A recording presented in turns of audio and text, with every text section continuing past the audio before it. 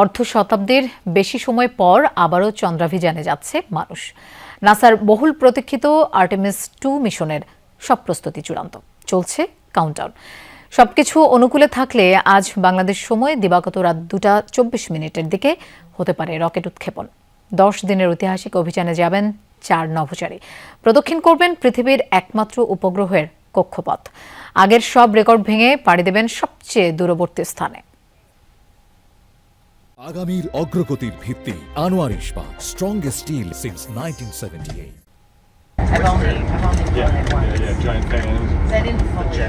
ফ্লোরিডার Kennedy space সেন্টারের launch প্যাডে প্রস্তুত সবচেয়ে শক্তিশালী rocket space launch system SLS, যাতে চেপে মহাকাশে রওনা দেবে ওরিয়ন।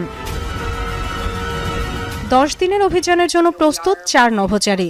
মিশনে থাকছেন 3 মার্কিনী Reid Wiseman, Victor Glover, Christina Koch এবং কানাডার জেরেমি হ্যানসেন। সবকিছু ঠিকঠাক থাকলে কেনেডি স্পেস সেন্টারের লঞ্চ প্যাড 39B থেকে বুধবার স্থানীয় সময় সন্ধ্যা 6:24 উৎক্ষেপণ। এখন পর্যন্ত আবহাওয়া অনুকূলে বলে মনে করছেন নাসার বিশেষজ্ঞরা। আবহাওয়া এখন বেশ ভালো, আশা করছি এটাই বজায় থাকবে। সংখ্যায় বললে যাওয়ার সম্ভাবনা 80%। এই দিনটি সবচেয়ে উপযুক্ত মনে হচ্ছে। এই মিশনে চাঁদের মাটি স্পর্শ করবেন না নভোচারীরা, বরং চাঁদের চারপাশে প্রদক্ষিণ এবং দূরতম স্থান ঘুরে ফিরে আসবেন পৃথিবীতে। এর আগে 2022 সালে আর্টেমিসের প্রথম মিশনে নভোচারী ছাড়া পাঠানো হয়েছিল ওরিয়ন। প্রায় 3 বছর ধরে নিখুঁত পরিকল্পনা আর কক্ষপথের জটিল হিসাব নিকাশ মিলিয়ে সম্ভাব্য যাত্রার জন্য প্রস্তুত মনুষ্যবাহী ওরিয়ন ক্যাপসুল। আমাদের টিম গত কয়েক মাস ধরে অসাধারণ পরিশ্রম করেছে। কিছু চ্যালেঞ্জের মুখোমুখি হলেও দক্ষতার সাথে বিষয়গুলো সামলেছে। আমরা খুবই উচ্ছ্বসিত।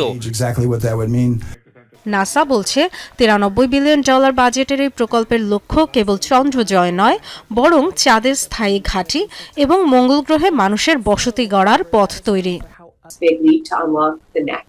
ধারাবাহিক এই মিশনের লক্ষ্য চাঁদের মাটিতে মানুষের স্থায়ী উপস্থিতি, ভবিষ্যতে মঙ্গল গ্রহে মানুষ পাঠানোর দিকেও এগোবে।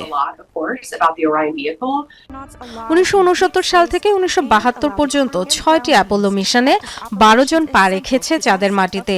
এরপর মহাকাশ গবেষণা বহুদূর এগিয়ে গেলেও চাঁদে আর মানুষের পা পড়েনি। পরিকল্পনা অনুযায়ী আর্টেমিস 2 মিশন সফল হলে 2027-28 সালে আবার চাঁদের বুকে পড়বে মানুষের পদচিহ্ন।